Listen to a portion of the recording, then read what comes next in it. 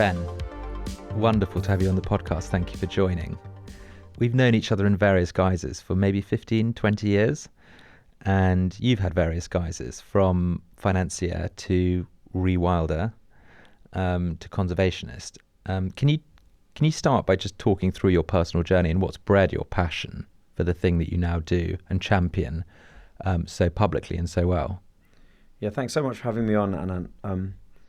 In fact, I reconnected with you because I wanted the help of you and your team at Matter of Form in making a short film to persuade the people of Scotland that their landscapes are terribly depleted. You know, that those great vistas, those kind of amazing landscapes that people visit when they go on their summer holidays and post their pictures on Instagram are actually devoid of the trees and scrub and wildflowers and wildlife that should be there. And just because you can see a long way, you know, just because you've got poor mobile reception doesn't necessarily mean that it's wild. And I wanted to make a little video that we could put out virally. And remember, we made that film, and it was good. It was a little 60-second cartoon film about how Scotland really could be. It could be one of the most ecologically vibrant landscapes in Britain. And that's the kind of thing that I've always dreamed about since I was a child. Like, that was my obsession. I've got a bunch of letters in a drawer in a desk at my mother's house where I grew up. I had quite a sort of formal relationship with my father. He was much older than me. He died when he was 63, when I was 15. And I adored him, and he was kind of whirlwind character that kind of appeared in a huge overcoat and a Russian hat, surrounded by people and all kinds of things happening. And rooms that we never went into in our house were sort of lit up for a few days when he arrived. But fundamentally, I didn't really know him like you or I know our children. And I used to write letters to him, and the letters are in the drawer in that desk. And the topics I was writing, age 9, 10, 11 years old, writing about in those letters to my father, were all about wildlife. You know, could we trap wild boar at your place in France, and could they be brought to England somehow? Why aren't there wild boar in Britain? You know, what are you doing in that place in Mexico with ocelots? You know, the ocelots have disappeared from Western Mexico. How's the reintroduction going? Now, I was fascinated by this idea that we've lost so much. You know, that we've been impoverished as a society in the loss of ecosystems, landscapes, wildlife. And the greatest thrill I could have was to see an abundance of wildlife, to see dolphins. I mean, for anyone, for any child, but especially me, to see dolphins from a boat, you know, to see great flocks of birds.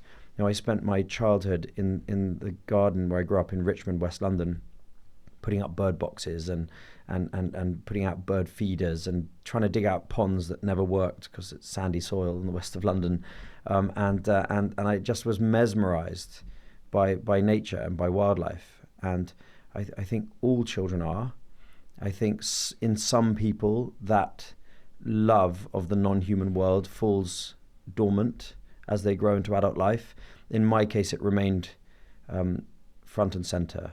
You know, there's a writer called E.O. Wilson, one of the great naturalists ever, and he coined the term biophilia to describe the innate love that all human beings have for the non-human world. It's why we love our dog. You know, it's why we feel happy when we go out on a sunny day into the park. It's when we hear bird song, when we see wildflowers.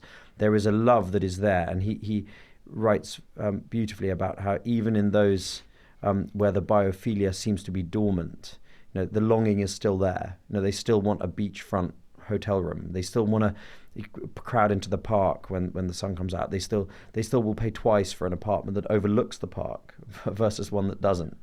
You know, and in my case, I grew up among adults for whom it was completely normal to love wildlife and nature. And my brother-in-law's Imran Khan.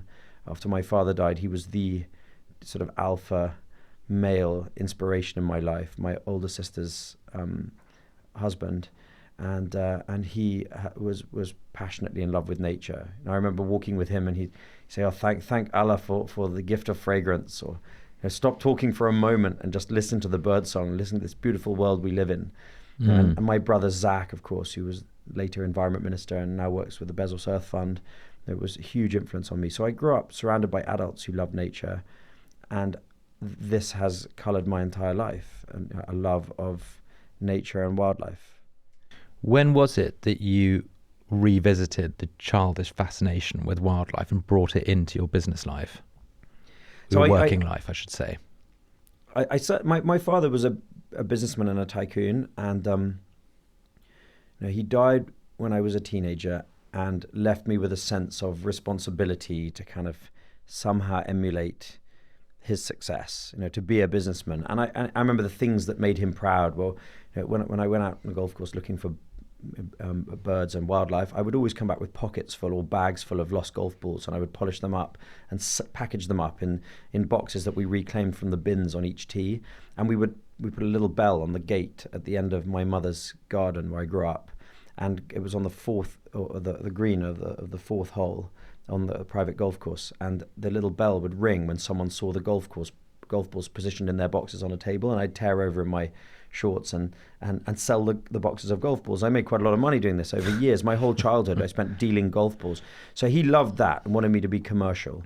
And I probably do have some kind of commercial instinct. And so the compromise I reached with myself when I started working was I would work in green investment. And what that really meant was renewable energy. And we're talking early 2000s. I set up a venture capital fund, and we looked at renewable energy and water infrastructure and water purification and waste and the kind of emerging green industrial revolution, which revolved around using resources more efficiently, moving from a linear model where you extract stuff from the earth, use it once and chuck it away, to a more circular model. That for me was kind of a compromise. Does it set the soul on fire? Working in green industries, I'm not sure it did, but I enjoyed the commerce of it and the hustle and the bustle and getting people to invest in our fund and finding businesses to invest in, and we did that with moderate success. And the business that I built is quite substantial now. It's a green investment firm. I set up a subsequent green investment firm, and the things that we predicted have come to pass. There's never been a category of infrastructure that has received as much investment in as short a period of time as solar power. It's demonstrably the best and the cheapest source of power that humanity's ever known. So this idea of a green industrial revolution was real, and it matters, and I believe in it. But my love was always, weekends spent with my children outdoors, and my love was always nature and wildlife. On the side, I was always working as a kind of communicator and a campaigner for more wildlife and nature-orientated things. What's your favourite source of power? Power being electricity. Yeah, or you said that you believe that solar is a bright future. Yeah, it's hard to compete with solar anywhere. For 3/4 of the world's population, solar is by far the cheapest source of electricity. And so I think solar is the most flexible, and I don't think it'll be all solar. I believe in wind. The cost curve on wind is similar to that on solar, and then storage. If you can store the electricity that you're generating, you get greater flexibility in the way it's then distributed and consumed. Then you've got a system that is like a flywheel. It doesn't need inputs. Yeah. So I think renewables are a massively important moment in the development and growth of human civilization. So I'd say wind and solar make best sense. I don't like dams and hydro. Yeah, I think dams are a curse because people describe dams as green energy, but straitjacketing and blocking up our rivers with dams is a real crime against nature and has terrible, terrible consequences. Yeah. And in fact, it's probably not even that green in a pure carbon sense, because the buildup of material at the bottom of the reservoir behind the dam emits methane, right? Which is a much more powerful greenhouse gas than carbon dioxide. But also, it's like blocking the arteries in a human body. The water is life, and water is meant to flow and move across the landscape in a particular way. And sediment moves with the water and creates all the mud flats and the salt marshes and the beaches that we know so well. And as soon as you put a dam in the river, the sediment doesn't flow down anymore, and we have no idea what consequences that's going to have. But beaches and estuaries are being decimated in places like Spain and France now because there's just no more sediment. And wildlife is meant to move up and down the rivers. The great sturgeon, and when European settlers first arrived in the east coast of North America, they described shoals of sturgeon that were 18, 20 foot long in the Potomac River, wow, which flows through Washington today. These massive sturgeon and huge runs of salmon. One of the main sources of human protein were were the salmon and the trout that came out of the sea to breed in these rivers. And of course, those salmon die out and get eaten by ospreys and bears, and the phosphates and the nitrates from their bodies then fertilize the forest. So this perfect connectivity of life is broken by dams. So you asked me what my favorite power is, a source of electricity is, and it's got to be solar and wind. And my least favorite, I think, alongside coal, would be hydroelectric. Really? I think they're a curse in the landscape. Yeah. And there's a burgeoning dam removal movement. California just removed 4 massive dams on the Klamath River. Yeah. The world's largest ever dam removal. And it's a story of, it's a miraculous story, decades of trying to get this done. And eventually the agreement was struck between the federal government, the state government, the local Native American tribes, who were desperate for the dams to come down. You know, their whole culture was founded upon salmon, and there'd been no salmon for 100 years. And 10 days after these dams came down, in a project which cost more than $400 million, 10 days later they found the first spawning salmon up near the Oregon border. Did they? In the reservation where the Indians live. It's amazing.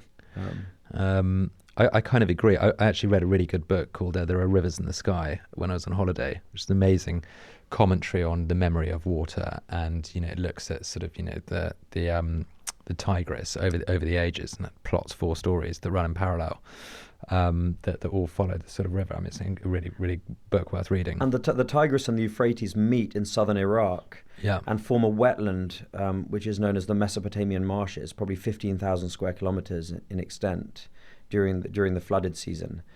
And the Marsh Arabs that live there are really the same as the ancient Sumerians 4,000 or 5,000 years ago. And this is one of the world's most important wetlands. It's most likely it describes the Garden of Eden. This landscape, and that it's a string of dams on the Euphrates in particular that have strangled that wetland. And Saddam blocked the water completely and killed the wetland. And then the Marsh Arabs, after the fall of Saddam, blew up all the little dams, and they blew up all the little weirs and allowed the water back in, and it's partially restored. And even as it is today, it's an ecological marvel. I love the image of these Marsh Arabs with their dynamite sticks blowing up the dams and the water flooding back in, and the wading birds coming back, the fish coming back. Yeah, and the flooded villages being reappearing, re-emerging. But I think this is the task of our time: is to rebuild the natural fabric of the world. I think for every possible reason, it's everything that we have. It is our everything, and I think rebuilding it, it offers tremendous joy, and that is what I now focus all my time on. Can you rewilding as a concept is something very close to your heart? Can you just define or explain what rewilding actually is for the people listening? Yeah, it's a great term, rewilding, and for me, it's a term which can be very broadly used. I think if you have a window box on the 33rd floor of a high-rise and you sow the window box with native wildflowers, and then enjoy the butterflies coming to pollinate those wildflowers, or maybe some goldfinches coming to eat the seeds in the autumn, I think that's rewilding. You've rewilded your window box. I think it's about restoring, as far as is possible given the circumstances, natural processes, the natural processes on which nature depends. They say that landscape without wildlife is just scenery, and it's true that the actions of animals in their interplay with plants and other life forms are like motors in the system that keep the system moving. So restoring those motors, restoring to the maximum possible extent the natural processes that allow nature to heal itself, can be described as rewilding. And it's sort of a controversial term in some parts of the world, because it's taken to mean the clearance of people from the landscape. In a new round of clearances, of course, in Britain and Ireland, the indigenous people were swept from the landscapes of Wales and Ireland and Scotland and the English uplands in order to make way for sheep monocultures. Those monocultures of sheep that we see in Wales today, those utterly bare, windswept, natureless hills that stretch for miles and miles and miles across 88% of Wales, but it's just as bad in the English uplands. Go to the Lake District. You'll find more nature in Primrose Hill, more wildlife in Primrose Hill, London, than you will in the Lake District, because it's been stripped by sheep. And so people have that memory of being swept from the land with their animals, their cattle, their pigs, and nature also swept the land to make way for sheep. And the negative interpretation of rewilding is that somehow it's a perpetuation of that clearance, that we want wild land without people. And it's simply not true, because natural processes include those that are human-led. And the native cattle of the British indigenous way of farming, for millennia, were a central cog in the machine. Those cattle, they graze and they browse and they trample and they create these extraordinary shape-shifting, dynamic woodland mosaics. Think of the wildest place you've ever visited in Europe. It probably wasn't a dark forest. A dark forest is what happens when you don't have wildlife eating some of the baby trees. It's a place without sunlight, and it's a place without much wildlife. The really rich, dynamic places are the places that have sunlight reaching the floor, and you've got big open-grown trees and then pockets of scrub and flowers and areas of open grass and wildlife moving through it. Well, the cattle are an essential ingredient. So we need the farming communities and we need their cattle if we're going to rewild the landscapes of the British uplands. So I think the people are an important part of the mix. And so there is a controversy about use of the term rewilding. You meet farming clusters who say, who are doing wonderful things to restore nature, switching away from sheep, bringing back pigs, cattle, the landscape's coming back to life. Oh, we're not rewilding. No, we're not, absolutely not. They shy away from the term. What did you do domestically? What do you do like at home when you were sort of learning about rewild, what inputs could basically sort of enable a kind of more fertile environment? So I came across the term in a book written by George Monbiot, who's a great writer. The book's called Feral. You sent it to me 15 years ago, actually. I might well have done. And I always knew instinctively that our landscapes were desperately impoverished and that wildlife is sort of not something that happens here in Britain. You want wildlife? Go to the European continent, go further afield to Africa or India. But we can't really have that here, because. And George Monbiot's book, Feral, kind of, removed the wool from my eyes and made me see that actually we don't have to settle for lifeless landscapes. That those reasons are all, they're all crap. And he introduced me to this term rewilding in that book. And I'd always dreamed of, as a child, of having a piece of land of my own. And I was lucky enough to inherit some money. And so the first thing I did after getting married, having some children, was to buy myself a piece of land in Somerset.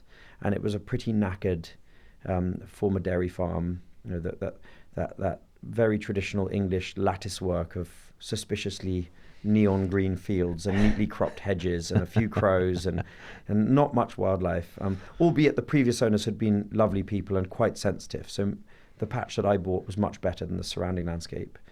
And I jumped straight into just continuing to farm it, but with a bit more nature around the edges, the fatter hedges, and we built a few ponds. And was that a steep learning curve, or did you have sufficient experience through how you grew up and where you lived to hit the ground running? I knew how to garden for nature in the small parts of the farm that weren't being grazed quite intensively by cattle and sheep. We had 50 sheep, 50 cattle, and that's what you're expected to do in this country. We have this control freak relationship with nature where every square inch must be productive and must be managed and tidied.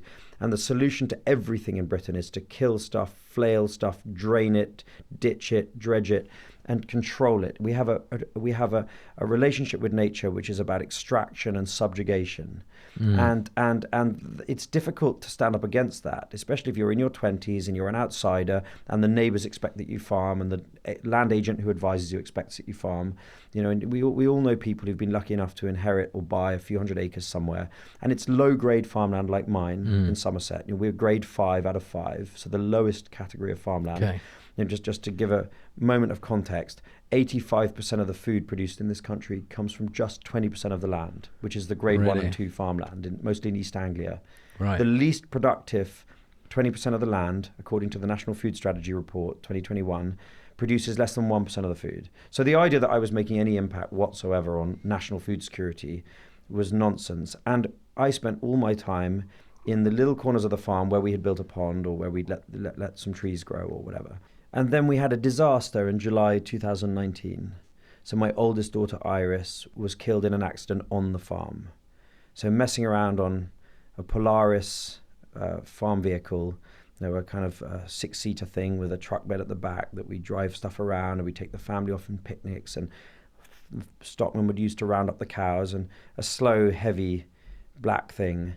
She managed, with a friend sitting in the passenger seat, messing around, thing she'd been driving all her life, to turn it over on top of herself, and there was no one there to hear, the screams for help from her friend. And I once read a book by Gabriel Garcia Marquez, Chronicle of a Death Foretold, in which a young man's death is foretold by one seemingly tiny event after the next, which culminated in a foretold and unavoidable death.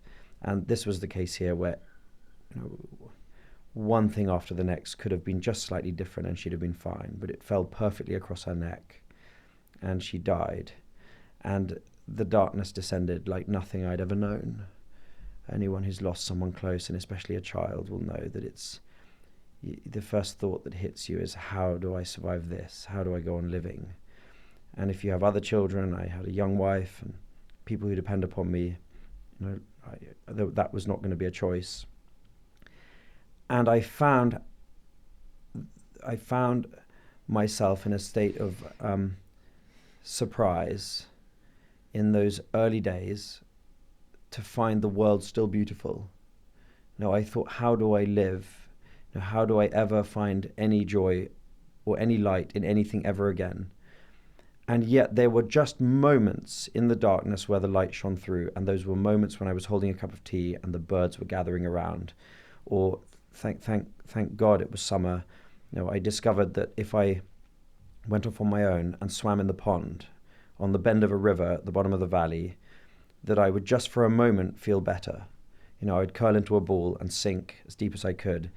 There's kind of refuge in that water, and then I would come up, pop out, and the rays of the sun through the foliage of the trees above my head, and that gentle hum of nature all around me, the dragonflies, and sort of indifferent but profoundly benevolent in some way, sort of held me, and I felt comforted. I mean, I went down the hill and swam literally 8-10 times a day. It was the only thing that made me feel momentarily better. Being outside in nature, sitting, just staring at the kind of minute interactions, little things eating each other beneath the water, and just little bugs flying around, and big herons flying over my head. And I began to understand that this love of nature that I'd always had was more than just a hobby. I'd sat at dinners, my mother had hosted, and some nice aunt or godmother would say, "Oh, you're the one that likes nature, aren't you?" As if it was like stamp collecting. And I sort of knew at the time that was a kind of absurd question. I'd say, do you eat food? Do you breathe air? Nature is everything, isn't it? But still, I wouldn't have thought of nature in terms of a calling or a yearning. I wouldn't have had any kind of spiritual or religious connotation to that part of my life. And in those very, very bleak, difficult moments, in the months and in all the time since I lost my daughter, who was a star, she was a star, and I was so young when I had her. She was only 21 years younger than me. She was as much little sister as she was daughter. It's an unsurvivable, unacceptable event happened to us. A loss that is unfathomable. And the only thing that allowed me to come back into the world and feel alive and purposeful and joyful was nature. And I just dismantled the farm immediately. I thought, why am I hiding down by the pond? Why do I need to have my farm like the Battle of the Somme, mud in winter and concrete in the summer, losing money every year with all these cows and sheep? Why do I need to do this? This is not the landscape that we're in.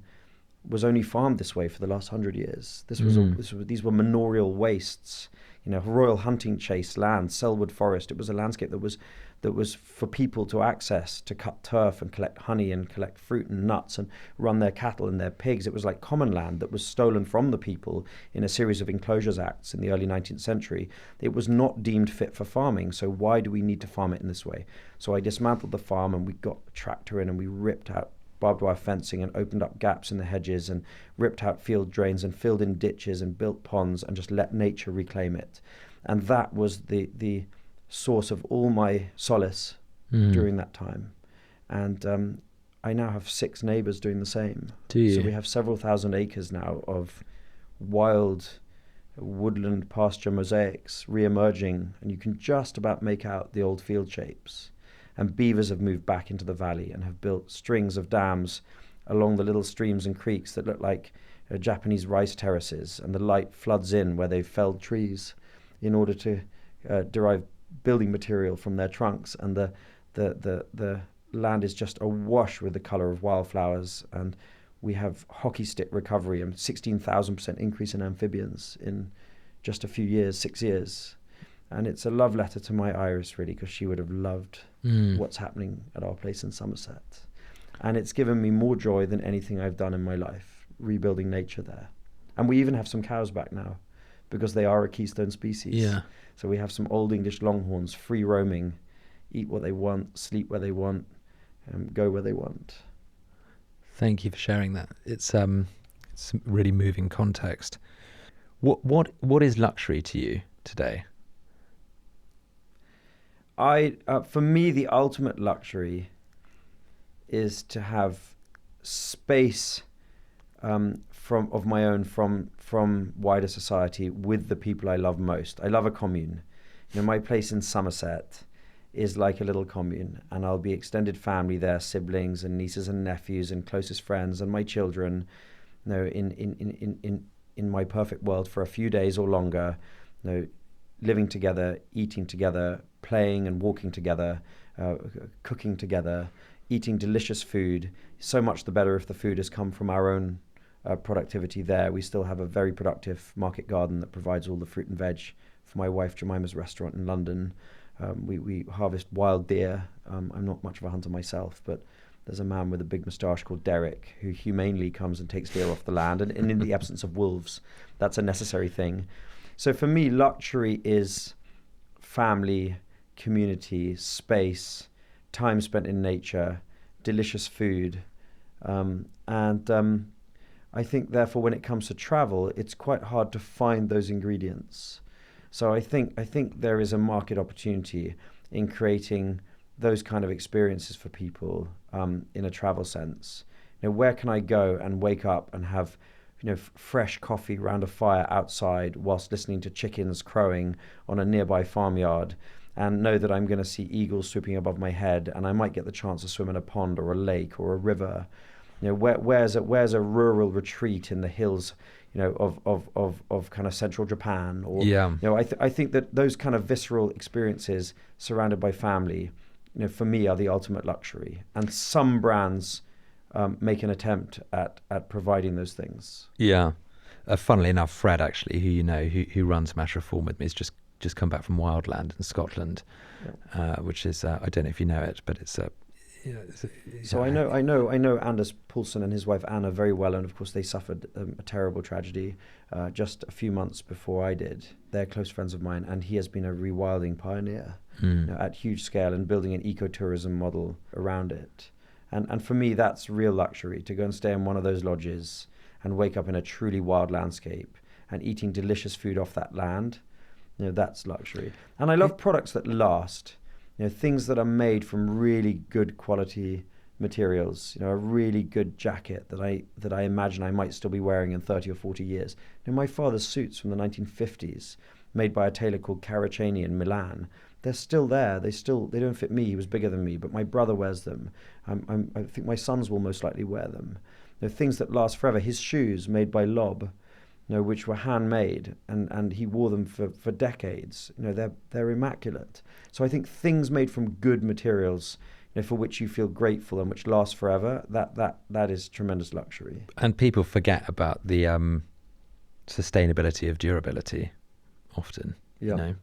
Everyone's very focused on supply chain, but actually if you make things well and they last longer, and you decrease the churn, consumerist churn, that's the best thing that you can possibly have as a kickback. And I think products which are the result of human creativity and love, just are very, very special. Things which are not machine made.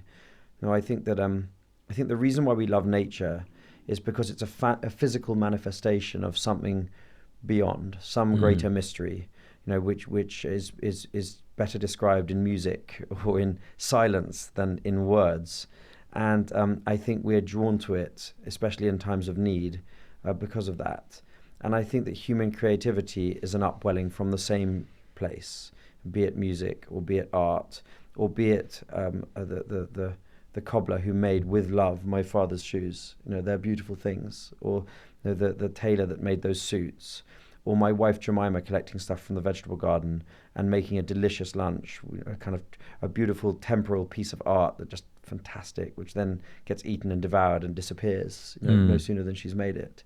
No, I think that human creativity draws from a special place, and I think that is why we love luxury. I hate the term luxury because, to me, experiences or products that revel in craft and care about pushing things forward, or have a process or a journey to them, or like depth to them, or historical context to them, or the honing of a skill that sits behind them. To me, those are the things that give you a credible reason to slow down and to pause and to reflect and to connect with yourself by connecting with the process, and to connect with those around you. Ironically, in a world where we've tried to optimize everything, that we've actually optimized the process that is actually the thing that allows us to find our flow and our joy. Yeah, and have removed from our vision what it is to be alive. What is the purpose of life? All this convenience and everything. What are we actually really here for? Quite. And I think the purpose of life is to live life. Yeah. And I think that takes an infinite number of expression. And to have an insight into the stillness that exists in nature, which it really resonated with me when you were talking about going swimming and sitting in nature and watching the insects eat the insects when you were dealing with your your great loss. And I enjoy meditating, and I sort of do have a Vipassana every year, and it is the one thing when you have that insight into the great harmony and stillness of nature and everything that's around you. It's the patterns overlaid on patterns overlaid on patterns, and the joy is subliminally picking up those patterns. And I think the occupation of all five of our senses, be it in nature or be it exercising some intricate craft that we love, I think take us outside of time in some way. I think you just used the term timelessness. And I think that also brings us closer to the mystery, being momentarily outside of time. And I think that's where when I look for clues and try to rationalize why I felt better in nature during that very difficult time, it's because I felt outside of this continuum of time, that time felt for a moment illusory. And that matters when you've lost someone, and it matters when you're considering what life is. What do you think brands can do that goes beyond sort of transactional support? But because I feel for people to care, truly care in ways it's more than just a line item on an Excel, there's got to be sort of genuine desire to reshape and then tell the story proudly of what proactive involvement they've had in changing an environment. A lot of the people who listen to this podcast are either in the world of luxury, which is aspiration making, but also a large subset of the listeners are in the world of luxury travel, hospitality. Often they're going to far-flung places and building luxury, or bringing affluent audiences to places that perhaps there's a duty of care both to the local community but also to the local environment that needs to be enacted, but also an opportunity to tell a story to those who then carry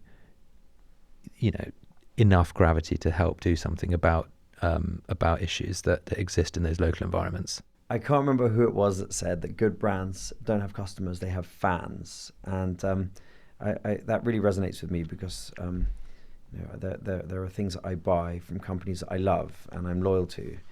And those brands have real reach. The brands that I love and trust, can access me in a way that other brands can't, in a way that other organizations can't. I'm sort of in touch consciously with certain brands. And I think, therefore, that puts those brands in a position subliminally to add value to my life in the form of their messaging. And messaging around nature, I think, is about the best marketing tool that there is, because what's more photogenic, what's more beautiful, what's more viscerally rewarding than nature? Who doesn't stop and it takes their breath away when they see an unbelievable rainbow over a city that they love? Or a huge flock of birds kind of forming a murmuration like a genie in the sky above them, those starlings in Rome, for example. Those are breathtaking sights. Or dolphins, massive pods of dolphins, which you now see off the west coast of America, the likes of which haven't been seen for more than a century. You see hundreds and hundreds of dolphins in these superpods. The nature, and specifically the recovery of natural abundance and vibrancy, are deeply, powerfully and viscerally rewarding things.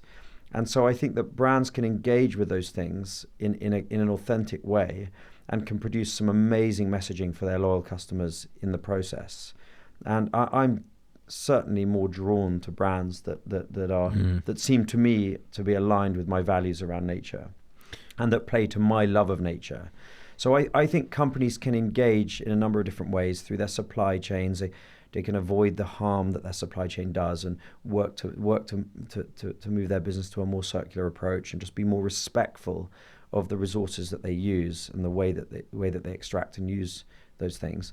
But also just proactively engaging in ecosystem restoration. It's not expensive, and most companies have some kind of marketing and philanthropic corporate social responsibility program. Whether it's sport fields in deprived areas, we'll add nature to that mix. Buy biodiversity credits, commit to buying some biodiversity credits, and then report the hell out of the wonderful results that those biodiversity credits have delivered. Yeah. I mean, something that I think is interesting about just the term rewilding, for example, is it's got energy within it. The term feels like it's an energetic term.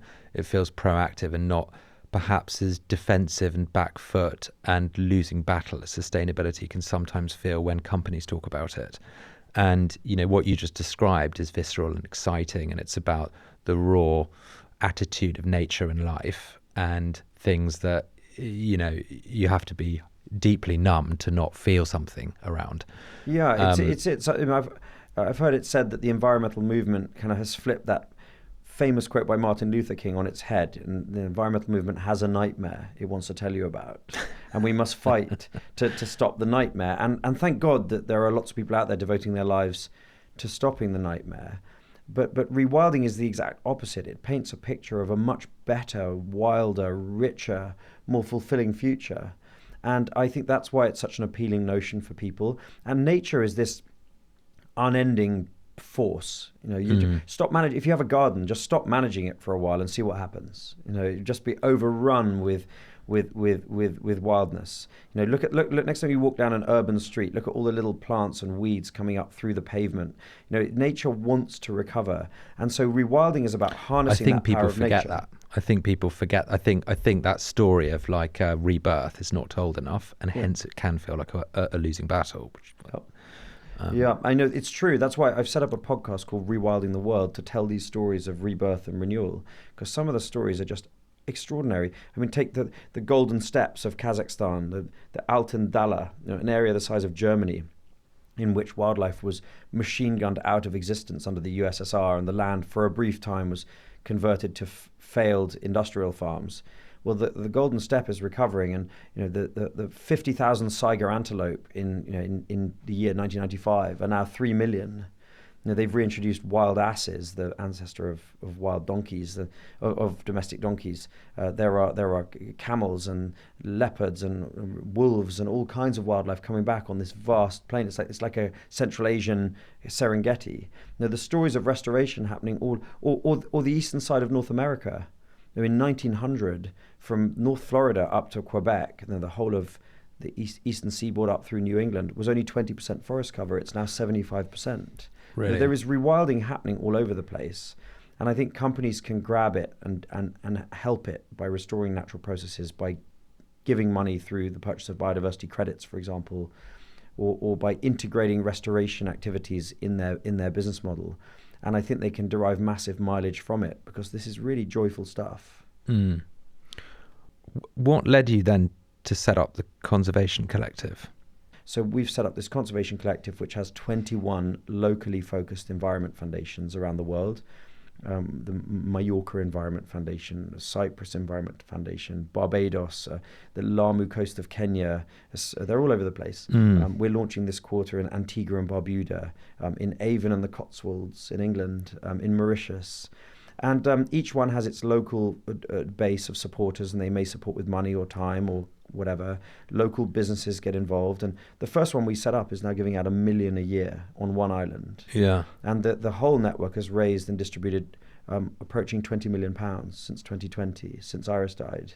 So this conservation collective is becoming a very useful source of funding and other support for people at the grassroots who are doing amazing things to rebuild nature in their place. There's an aspect to, I actually read your investor report, your annual report, and all of the content that you have around the theory of change, which I thought was really interesting. I think there's an aspect to it that I find really interesting that I think is not to be underplayed, which is what you mentioned earlier. When you have a personal connection to a place, people are emotional. I think most organizations forget that people are hugely biased and emotional, and the love that they assign to something will always be sort of, empirically it'll be based on their connection to like a sense of place and a community and an environment. And that lives somewhere within you, doesn't it? It's irreplaceable. It's character forming, the environment in which you grow up in.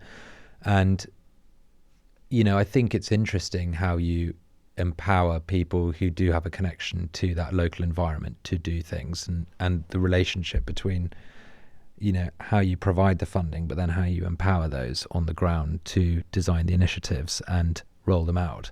Can you just talk to that a little bit? Because I think it's important to express. I mean, you're really talking about two categories of people in the same place.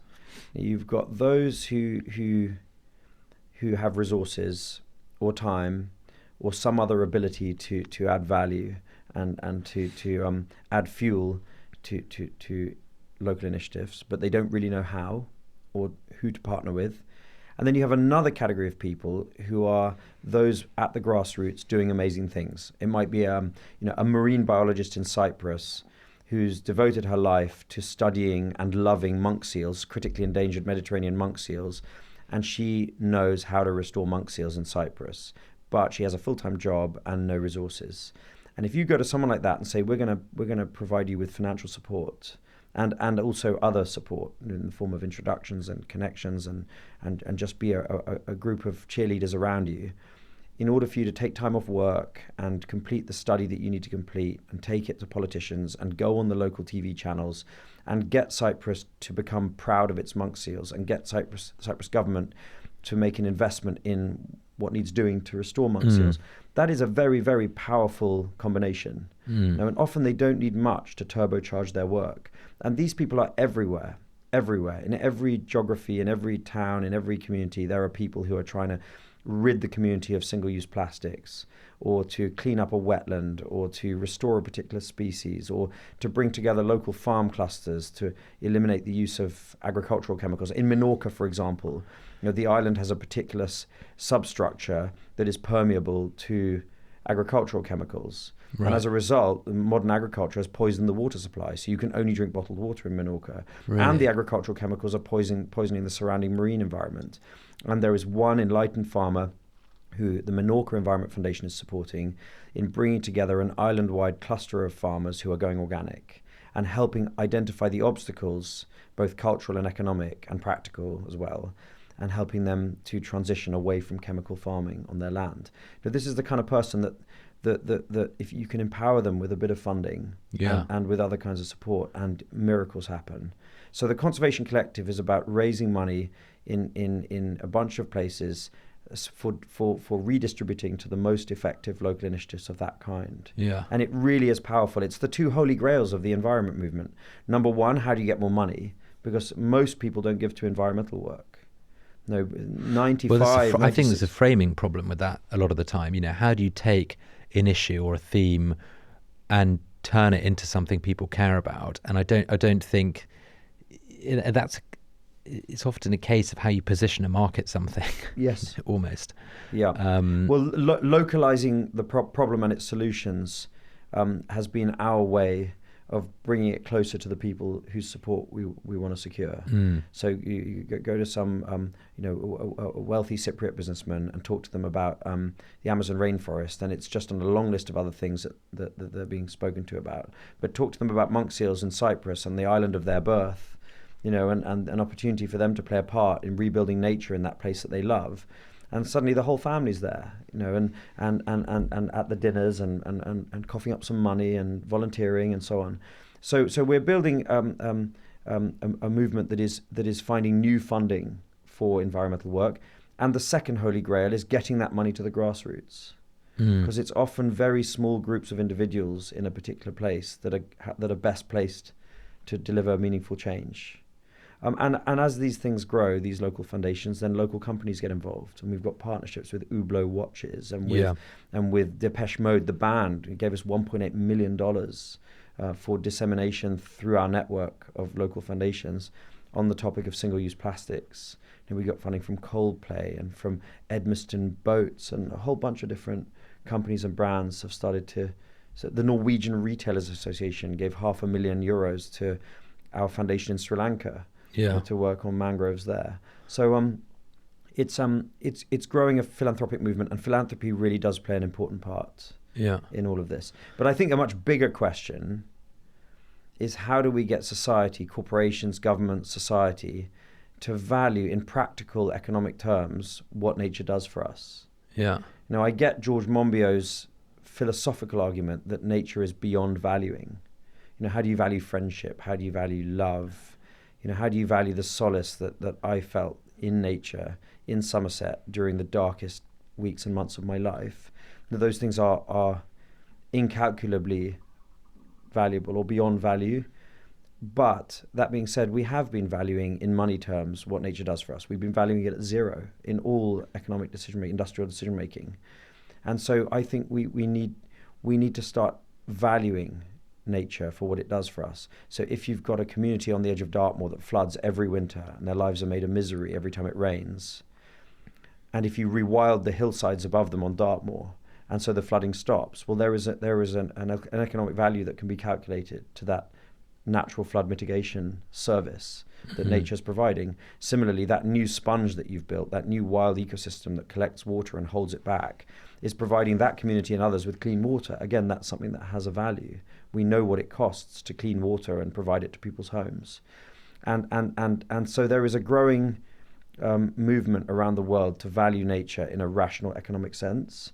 And that is mobilizing corporate funding, for example, for nature recovery. Things like the carbon credits market, or the biodiversity credits market, or the natural flood management or nutrient neutrality and clean water markets. These things are now real, and many tens of billions of pounds are now flowing into nature for the first time. Ben, we always ask our guests the same 4 questions in outro. And the first is, what are the things that, slightly annoy you about the industry that you're in? What are the things that you'd love to change about the world of conservation? What are the things that you think perhaps send a message that you wish you could change, that you think would be perceived or interpreted better?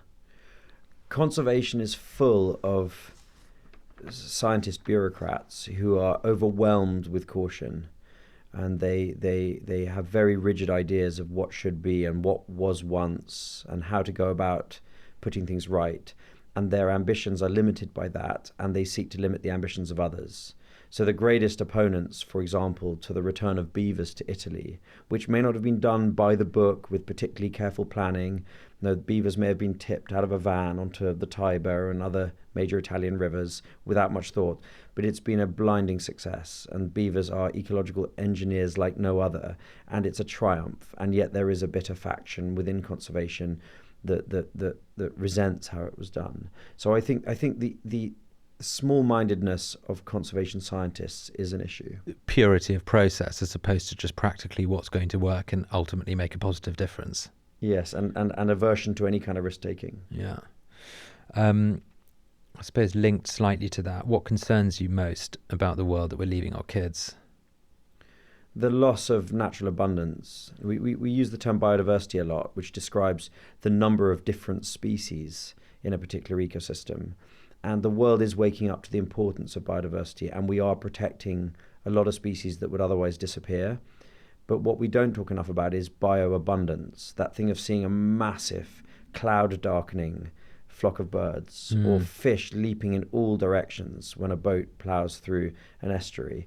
This thing of vast abundance of that which is otherwise quite common. And I think that we need to restore abundance. And at the moment, for the most part, we are losing abundance. Yeah, that's really food for thought. I've never thought about it like that, actually. The abundance of that which is common. If you had to give up your job tomorrow, what would you do?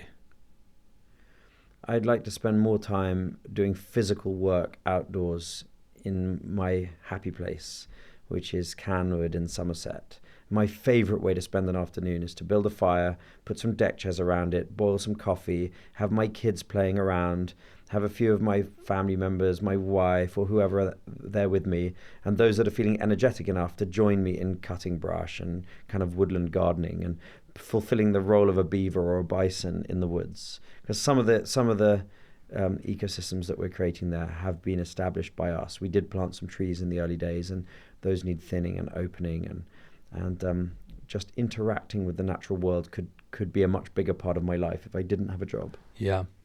But seeing as you do have a job, what are you working on that you're most excited about in your work over the next sort of 5 years? So with the king of rewilding in Britain is a guy called Charlie Burrell, who's established Knepp Wildland in Sussex, which is a huge 2,000 or 3,000 acre rewilding area around his family's ancestral castle, and it's staggering. You go there, and one guy said to me in my ear while we were standing listening to Charlie speak, he said, it doesn't feel like England, it feels like Africa. And I said, no, England doesn't feel like England. This is how England's meant to be. You don't need to go to Africa to see these landscapes. Charlie Burrell and I have established a new business called Nattergal Limited.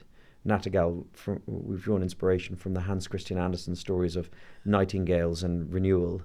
And we've raised £40 million of equity finance, and we're seeking to rewild landscapes and seascapes at scale while generating a positive investment return for the investors who put up the 40 million by selling biodiversity credits to brands or carbon credits or natural flood management solutions to local authorities.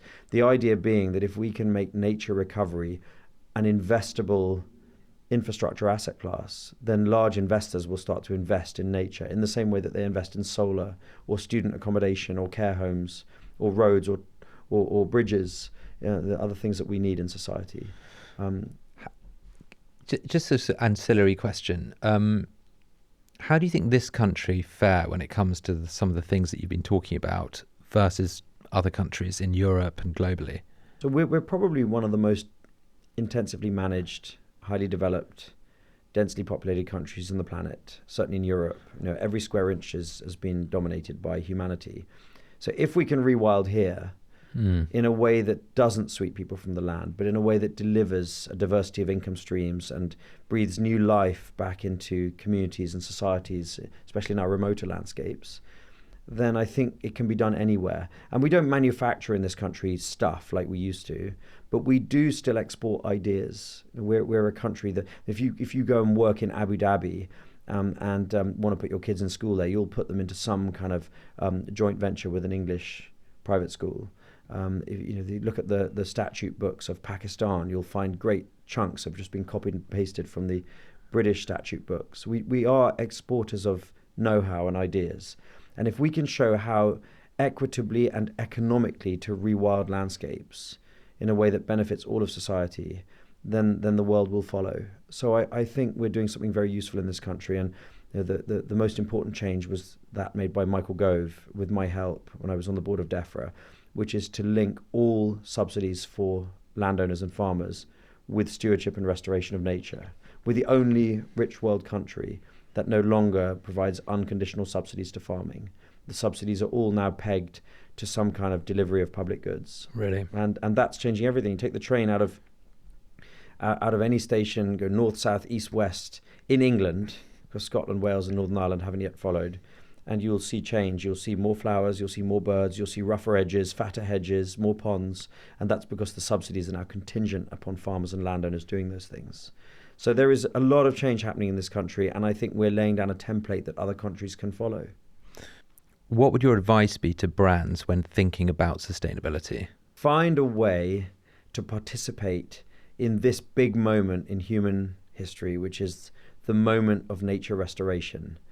Do that through philanthropy and CSR. Do it through buying biodiversity credits. Do it through aiming to be nature positive as a business.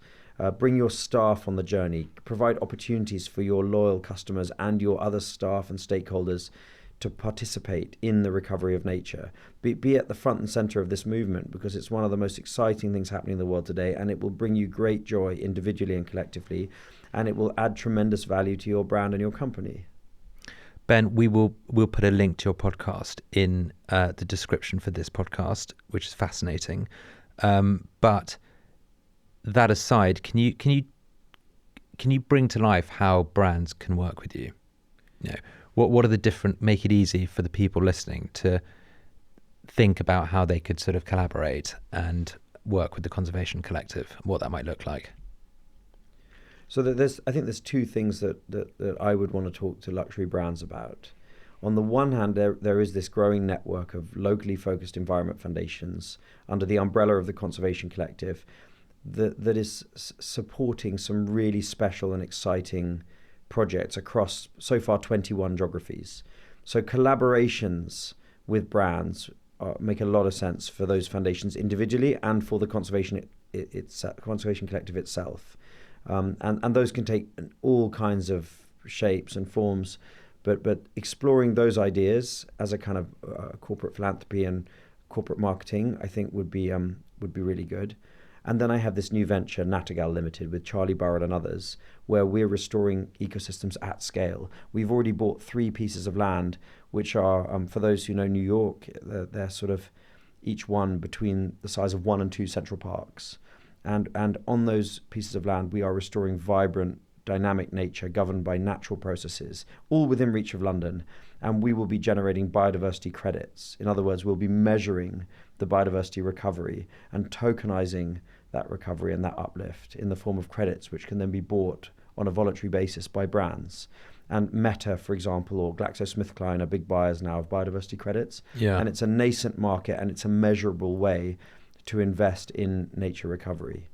So those are the 2 areas in which I think companies can get involved, through kind of corporate philanthropy or through the purchase of biodiversity credits.